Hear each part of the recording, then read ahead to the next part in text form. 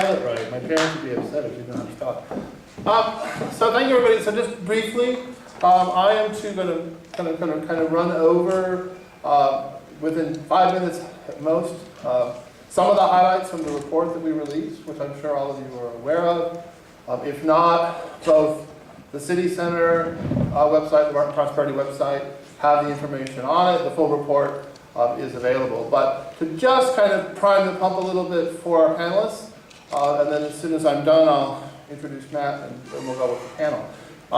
For the panelists, you might actually want to see what I'm presenting, just so you know. But so again, the question about the 15 million urban voters. Janet mentioned who has helped make things happen here today.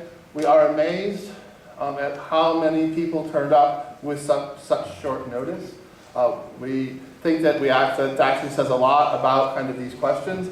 This is part of what rapidly became a national release. So we have in the report a variety of contributors. We're still working on trying to get contributors from Western Canada.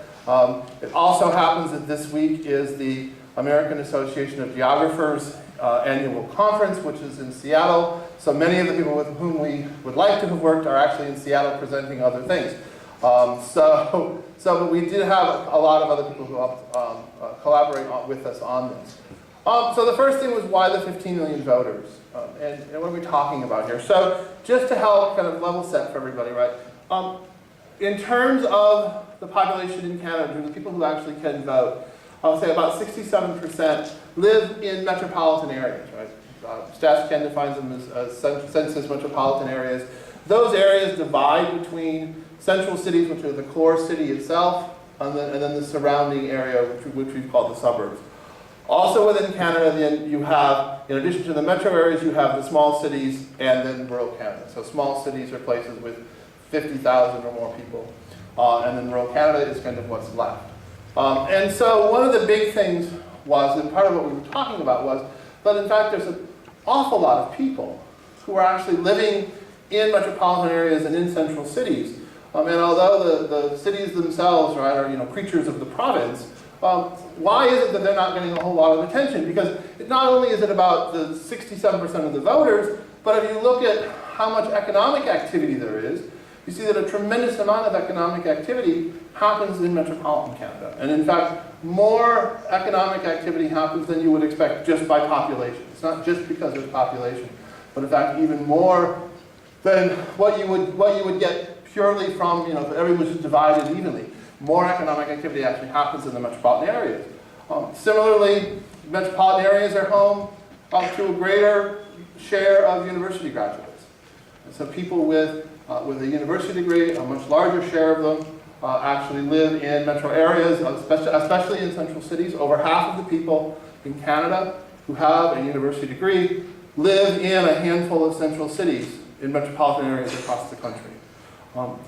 Also, and hugely so, both immigrants and visible minorities live within metropolitan areas and cities. Tremendously, a very few actually living in either small cities or rural areas of Canada. And almost all growth in Canada comes from immigrants. So almost all the growth that you see in terms of population, other things is happening in cities. But on the other side of it, although the population is very large and is situated in a small number of metropolitan areas, those metropolitan areas don't necessarily get a proportional share of representation in Ottawa. So the representation itself is that every province is designated a certain number of seats, and it stays that way. So no matter what happens, and no matter how much growth happens, it impacts not only Toronto, it impacts Calgary especially, but also Vancouver and other places to some degree. The actual representation that those areas have is much less. One of the things we pointed out is that it takes 3 citizens of Toronto to equal 1 rural resident of Prince Edward County in terms of what your vote actually, how you weight your vote. Right? So obviously, not only politically, but there's other things, right, that kind of structurally that we don't get a lot of attention. But again, we go back to, but why? Job growth for last year, rural areas in Canada actually lost jobs.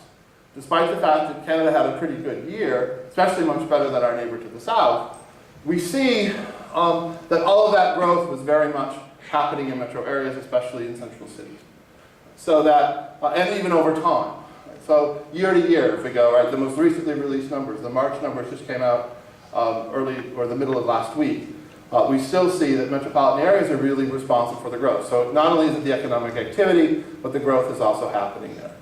If we look at some other things, we see manufacturing falls roughly the same across metropolitan areas as population does, but finance, not unexpectedly, is much more a metropolitan thing.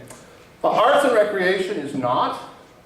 That part of that is because culture is separate. So cultural industries, information and cultural industries are more metropolitan. But also this includes, especially because this includes recreation, so all the recreation workers are actually much more scattered.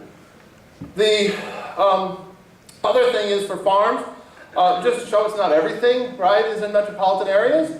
Although I love the fact that 20% of the chickens in Canada are.